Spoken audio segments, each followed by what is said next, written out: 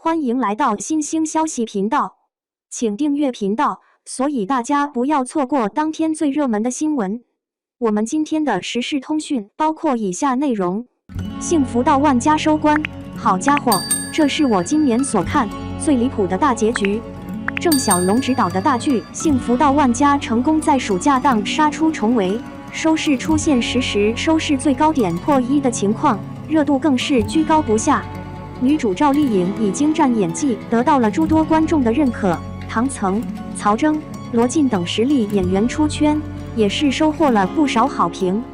剧中将婚闹、强制征地、顶替高考等大尺度事件纷纷拿上台面，呈现出了意料之外的效果，引起网友热议。但是在女主决定放弃城市里的大好工作，回到家乡以后，主线情节就逐渐变得支离破碎，到了收官更是有诸多网友直言说烂尾，太潦草，只能说这是我今年所看最离谱的大结局。强行圆满太致命，反派洗白花样多。幸福到万家的内容大家应该都是再清楚不过了，前期观剧的时候，应该没有人会不讨厌万传家这个人，仗着自己的书记的儿子已婚闹为名义耍流氓，使得和幸运名声尽毁，也毫无歉意。又是因为对王家有不满，在人家建大棚的情况下，不顾意愿要强制征地，气得观众和王家父亲一起要吐血。不过在后期，万传家忙着搞事业，反倒是正常了起来，却发现他为妹妹拿钱顶了别人高考的成绩，也就是说他犯法了，而且是第3次，但他都没有进局子。反倒是这最后一次，万传家属于知情不报污水处理厂的事情，万善堂举报进去了，最后这个罪名像是他被冤枉了一样，也不是数罪并罚，另外的恶人倒是没了踪迹。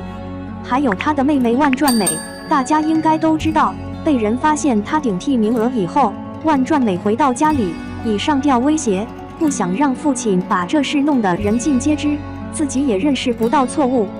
结果到了大结局，就像是编剧架着他脖子让万传美道歉一样，真心悔过，还将真相都说了出来，这完全就是自相矛盾的行为。为了洗白，他选择去山区支教，还要请教和幸福开客栈的技巧，真的是无所不用其极。但最无语的是，王秀玉这个受害人，原本得知真相，拿着菜刀要杀过去，甚至有轻生的念头，被父母要求签保密协议，死的心都有。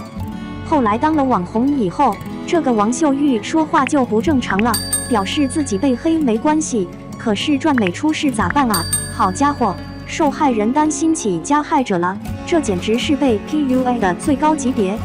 这都到了结局，王秀玉也藏不住自己的圣母心了，这一听万传美道歉，开心的不行，酝酿了一会，一个标准笑容出现，突然就忘记了他被别人说闲话，被欺负，要和家里断绝关系的事情了，真好。和幸运倒是这部剧里最让人佩服的一个，因为到了结局他又哭了，他可以说是哭了一整部剧，这次是因为他心累了，觉得韩律师做法不对，提出了辞职。和幸运表示人是要有所选择的，确实，他选择到了关涛的律所，也就是说他跳槽到了另一个前景不错的公司，并且换了一个好老板，这就是所谓的选择，真叫人大开眼界。生2胎成大女主归宿，人设大崩塌。这部剧为了圆满，也可以说是用尽手段，但是最让人无语的是，女主当上了村书记，还生了2胎。单说当官带领大家致富就有点说不过去，因为当时女主被冤枉，村里的村民都往她脸上扔烂菜叶子，想要找到证人给自己的妹妹作证，结果挺着大肚子被骂了一顿。但是女主就是这样善良无私，不仅是原谅了他们，还要给村民们更好的生活条件，真就是万家为人人，人人为万家。如果单纯是这样，大家也可以勉强接受，可这时期女主还生了2胎，是个女儿，这个槽点简直不知从何说起了。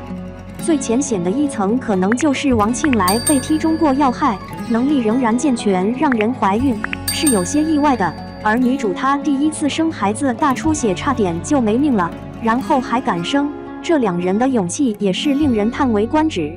第2点是女主和王家的关系，其实从城里王庆来的状态就能看出来，他并不是爱女主，对她也没有足够的信任，而女主也属于是好好照顾孩子，挽留住家庭才决心回来。可以说这两人的关系基本就是破碎了。仲元不是一般的难，另一边还有王家的婆婆，或者说是王家的所有人都不把她当一家人，这女主自己也知道，所以情感在他们之间几乎都没有了。都发展到了这一步，女主又生了一个女儿，这似乎是在告诉大家，女人的宿命永远就是被困在家里生孩子，有了二胎可能就会有三胎，如果在别的剧里还好，可是在一部大女主剧里传递这样的观念实在是说不过去。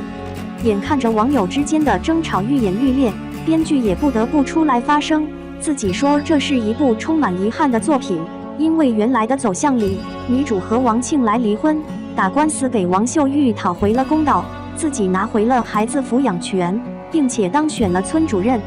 但是也能看出，原版本万传家并没有进去，但即便如此，观众也更能接受女主真正独立，闯出了一片天地，而不是永远散发着圣母的光芒，让人看着生气。